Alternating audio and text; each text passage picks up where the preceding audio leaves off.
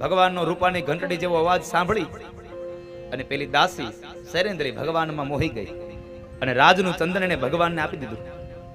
ભગવાનને આપ્યું, ભગવાને ચંદન કર્યું. એટલે કપાળમાં ચંદન કરવાથી બે વસ્તુ મળે.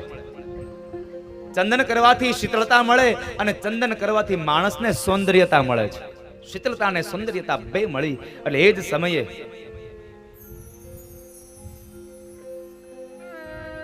ભગવાને વિચાર કર્યો કે જે માણસ મને સુંદર બનાવે, રૂપાળું બનાવે, એને હું કદરૂપું કેમ રહેવા દઉં? એને મારે કદરૂપું કેમ રહેવા દેવું?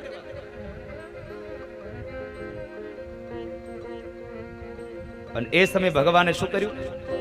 શૈલેન્દ્રીના બે પગ ભગવાને એના પગના અંગૂઠાથી દબાવ્યા અને બે હાથથી હાથ પકડી અને એક મચરકી મારી તો જાણે સ્વર્ગમાંથી અપ્સરા ઉતરી હોય આવું રૂપ ભગવાને કુબજાને આપી દીધું.